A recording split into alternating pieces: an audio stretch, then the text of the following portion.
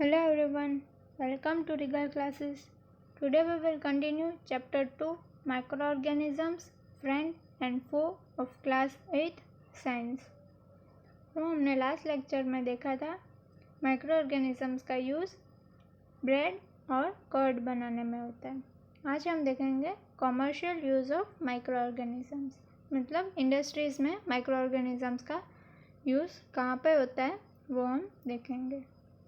Microorganisms are used for the large-scale production of alcohol, wine and acetic acid. मतलब microorganism का use alcohol, wine, acetic acid या फिर vinegar ये सारी चीज़ें बनाने में होता है। Yeast is used for commercial production of alcohol and wine. तो ये हमने आगे देखा था कि अल्कोहल और वाइन बनाने में यीस्ट का यूज़ होता है। For this purpose yeast is grown on natural sugars present in grains like barley, wheat, rice, crushed fruit juices, etc. मतलब जो नेचुरल शुगर्स होती है जो प्लांट से मिलती है ये सारी ग्रेन्स में से उसके ऊपर यीस्ट को ग्रो करते हैं, फिर उसका यूज़ करते हैं। फिर यहाँ पे एक्टिविटी दी है, take a 500 ml beaker filled up to 3/4 with water, dissolve 2-3 teaspoons of sugar in it. मतलब एक बीकर लेना है, उसमें पानी डालना है 3/4 जितना, फिर उसमें 2 से 3 चम्मच शुगर डालनी है। Add half spoon of yeast powder to the sugar solution, फिर उसमें हाफ टी स्पून जितना ईस्ट का पाउडर डालना है। Keep it covered in a warm place for 4 to 5 hours, फिर 4-5 घंटे के लिए उसे छोड़ देना है। नाउ स्मेल द सॉल्यूशन, फिर उसको हमें सूंघना है। Can you get a smell? This is the smell of alcohol as sugar has been converted into alcohol by yeast. तो उसमें से जो स्मेल आएगी वो अल्कोहल की होगी, क्योंकि उसमें जो शुगर थी उसका अल्कोहल में कन्वर्ट हो गया है।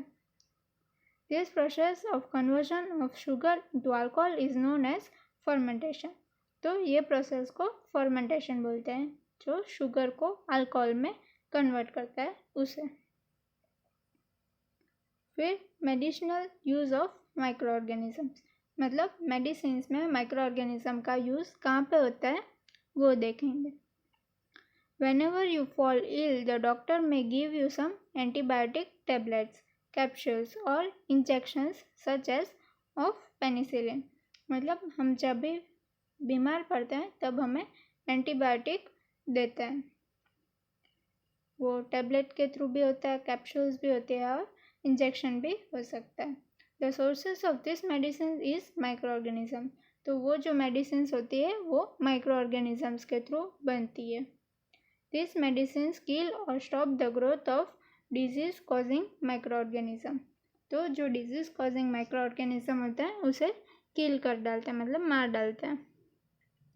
These days, a number of antibiotics are being produced from bacteria and fungi। तो जो सारी एंटीबायोटिक्स बनती है वो मेनली बैक्टीरिया और फंगी के यूज से बनती है। Streptomycin, tetracycline and erythromycin are some of the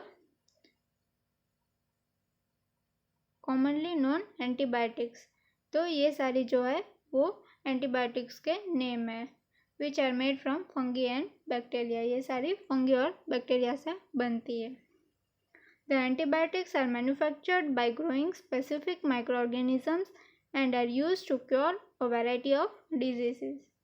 तो ये जो एंटीबायोटिक्स होती है वो स्पेसिफिक माइक्रोऑर्गेनिज्म से बनती है और उसे वैरायटी ऑफ डिजीजेस, मतलब कि कई सारी डिजीज को क्योर करने में यूज़ करते हैं।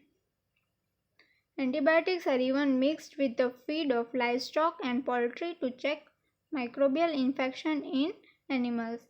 तो जो लाइवस्टॉक मतलब कि जो ग्रुप्स में एनिमल्स को केयर करते हैं, जैसे कि बहुत सारी काऊ को एक साथ रखते हैं तो उसे लाइवस्टॉक बोलते हैं।